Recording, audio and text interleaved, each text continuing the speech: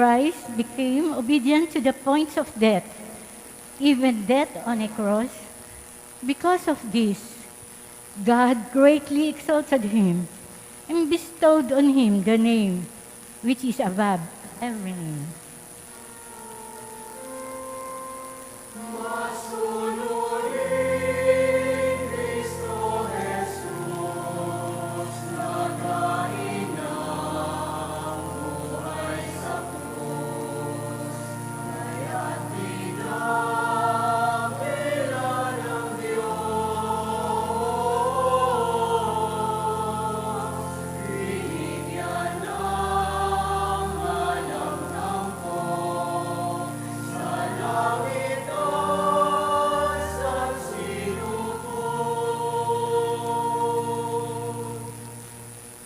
The Passion of our Lord Jesus Christ according to Mark. As soon as morning came, the chief priests with the elders and scribes, that is, the whole Sanhedrin, held a council. They bound Jesus, led him away, and handed him over to Pilate. Pilate questioned him. Are you the king of the Jews? He said to him in reply, You say so. the chief priests accused him of many things. Again, Pilate questioned him. Have you no answer? See how many things they accuse you of. Jesus gave him no further answer, so that Pilate was amazed. Now, on the occasion of the feast, he used to release to them one prisoner whom they requested. A man called Barabbas was then in prison, along with the rebels, who had committed murder in a rebellion. The crowd came and began to ask him to do for them as he was accustomed. Pilate answered, Do you want me to release to you the king of the Jews? for he knew that it was out of envy that the chief priests had handed Jesus over. But the chief priests stirred up the crowd to have him release Barabbas for them instead. Pilate again said to them in reply, Then, what do you want me to do with the man you call the king of the Jews? They shouted again. Pilate said to them, Why? What even has he done? the only shouted the louder. So Pilate, wishing to satisfy the crowd, released Barabbas to them, and after he had Jesus' cords, handed him over to be crucified. The soldiers led him away inside the palace, that is, the praetorium, and assembled the whole cohort. They clothed him in purple, and weaving a crown of thorns, placed it on him. They began to salute him with, Hail, King of the Jews!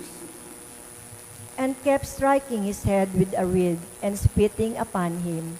They knelt before him in homage, and when they had mocked him, they stripped him of the purple cloak, dressed him in his own clothes, and led him out to crucify him. They pressed into a service a passerby, Simon, a Cyrenian, who was coming in from the country, the father of Alexander and Rufus, to carry his cross.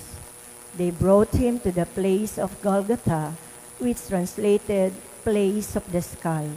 They gave him wine drugged with myrrh, but he did not take it. Then they crucified him and divided his garments by casting lots for them to see what each should take. It was 9 o'clock in the morning when they crucified him.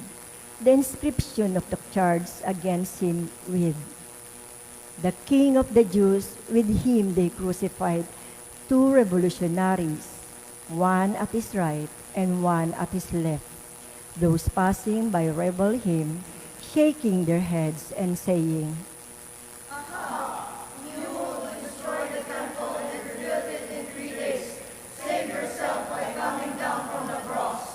Likewise, the chief priests with the scribes mocked him among themselves and said, He saved others. He cannot save himself. Let the Christ, the King of Israel, come down now from that cross, that he may see and believe. Those who were crucified with him also kept abusing him. At noon, darkness came over the whole land until 3 in the afternoon. And at 3 o'clock, Jesus cried in a loud voice, Eloi, Eloi, lema sabachthani. which is translated, My God, why have you forsaken me? Some of the bystanders who heard it said, One of them ran, soaked a sponge with sour wine, put it on reed, and gave it to him to drink, saying,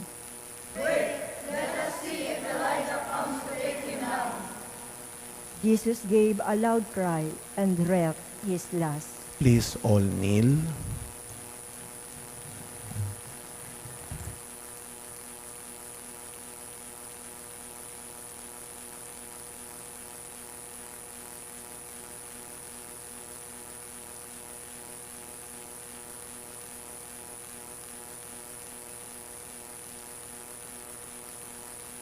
Please all stand. The veil of the sanctuary was torn in two from top to bottom when the centurion who stood facing him saw how breathed his last. He said, Truly, this man was the Son of God. My dear friends, the Gospel of the Lord. Praise to you, Lord Jesus Christ.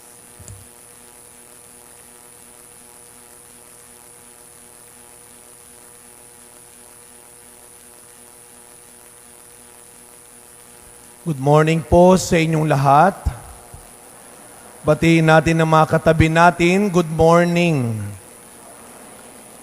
Napakarami ho natin ngayon.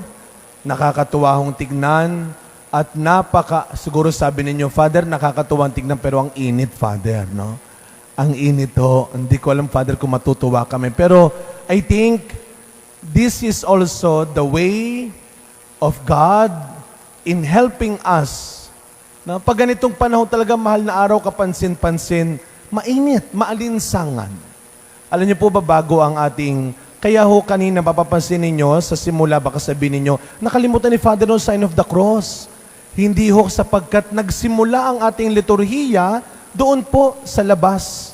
Nung magbabasbas po tayo ng palaspas at nagkaroon tayo ng prosesyon, ang naidagdag lamang po ay ang panimula ng mga kabataan para sa ating pagninilay. Kaya ito'y isang buong liturhiya. Simula po doon sa covered court, binuksan natin ang ating Sunday liturgy, paikot ng prosesyon hanggang dito sa simbahan. Ito po ang simula ng sinasabi nating mahal na araw. Pag tinanong ho ninyo, ano ba ang simula ng mahal na araw? Anong tawag sa linggong ito? Linggo ng... Yan ang alam natin. Linggo ng palaspas. Pero kung titignan natin sa liturhiya, ang tawag sa linggong ito ay linggo ng pagpapakasakit ng ating Panginoon. The Passion Sunday. Hindi lang ito tungkol sa palaspas. Na pamahal ng pamahal. Napaiba ng dati ang mura-mura lang palaspas. Napakasimple lang. Ngayon, iba-ibang disenyo na. Nilagyan na ng kung ano-ano yan. Pag may estampita, mas mahal. Siguro pagdating ng araw, mas mahal yan pag personalized na. May picture nyo na. Ang masaklap kasabayatan ng matutuyot yun.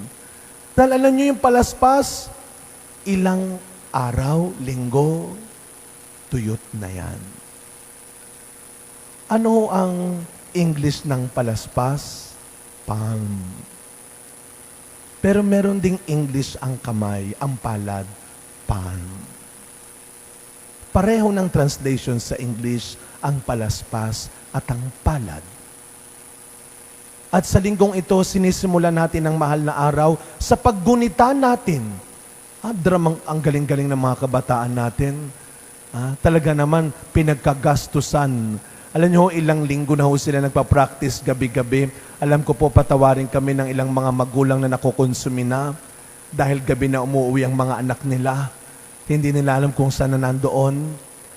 Pero nakita niyo naman ho ang bunga.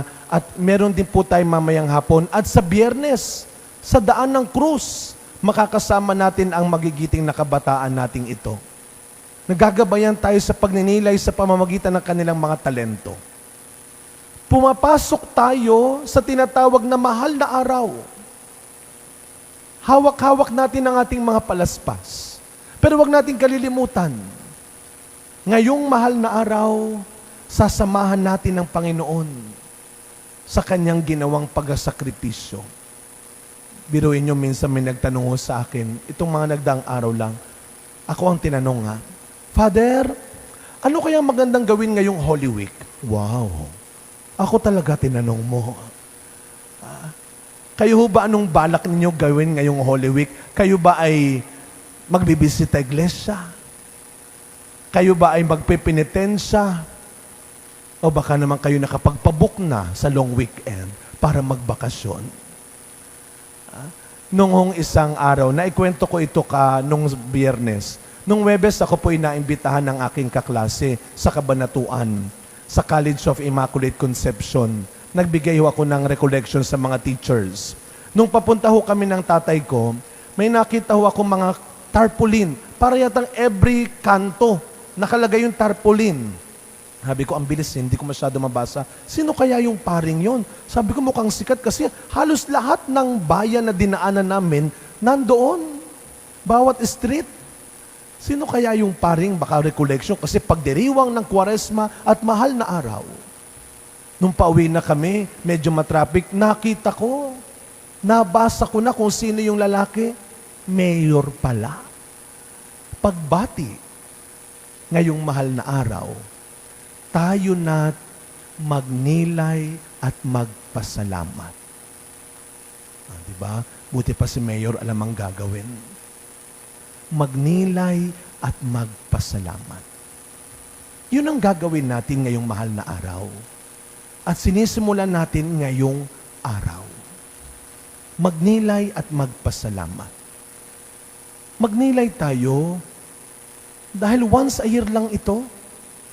Sa ating ebanghelyo, konting dramatization, dinagdagan pa ng mga kabataan, muling bumalik sana sa ating alaala kung paano binigay ng Diyos ang kanyang sarili para iligtas ang tao. At ito ang tinuturo sa atin ng mahal na araw na ito, ng isang linggong ito, my goodness. Isang linggo lang ho ito sa isang taon. Hindi mo pa ba ibibigay sa Panginoon? Tapos sasabihin mo, pagkatapos ng mahal na araw, sige, hahanap ako ng ibang araw. Para makapagsimba, para makapagbisita iglesia, para makapagsakripisyo, para makapagkawang gawa. Lagi ko sinasabi ito, huwag mong hanapan ng oras ang Diyos. Bigyan mo ng oras ang Diyos. Do not find time for God. You give time for God. You have the whole day, the whole week, the whole month, the whole year. Isang linggo lang para sa Panginoon, ibigay mo. Ibigay mo. Kaya sana ito ang itinuro sa atin ng Kwaresma at ito ang ituro ng mahal na araw. Ang daming bata, ito ang malaking paalala sa ating mga nakatatanda. Imulat natin sa mga batang ito na hindi lang tradisyon ng mahal na araw, debosyon. Pag sinabing debosyon, hindi lang 40 days, hindi lang 1 week, every day. Mahalin natin ang pagdarasal, mahalin natin ang pagtitiis, ang pagtitimpi, mahalin natin ang pagkakawang gawa. At kapag minahal mo ito, iingatan mo ito araw-araw. Gagawin mo araw-araw. Sana kung meron mang isang mahalagang ipinapaalala sa atin ng Kwaresma at mahal na araw, ito ang magbigay tayo lagi ng oras sa Diyos. Sana ito ang ating iniisip din. Ituro natin sa mga bata. Huwag mo lang laging pinapangarap, inaasam, kung paano puputi, kung paano gaganda, kung paano tatalino, kung paano yayaman, kung paano sisikat. Isipin mo rin kung paano ka maliligtas.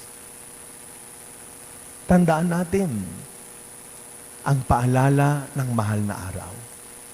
Nandito ka sa mundo, pero hindi ka para sa mundo. Dahil ang langit ay hinahanda ni Kristo para sa iyo. Kaya sa pagpapatuloy ng ating pagdiriwang mga kapatid, nagsisimula na po. Pumasok tayo sa Jerusalem kasama si Kristo. Pero wag natin tatanda o kalilimutan, hindi Biyernes Santo ang ending ng Holy Week. Hindi pagdating ng Sabado de Gloria, nasa mall na kayo at namamasyal na kayo. Tatapusin natin ang paglalakbay na ito sa pamamagitan ng pagdiriwang ng tagumpay ng muling pagkabuhay ni Kristo.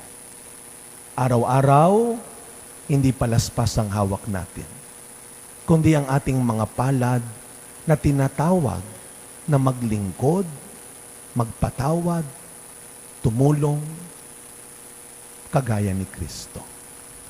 Pagpalain nawa ng Panginoon ang ating mga mahal na araw. Amen.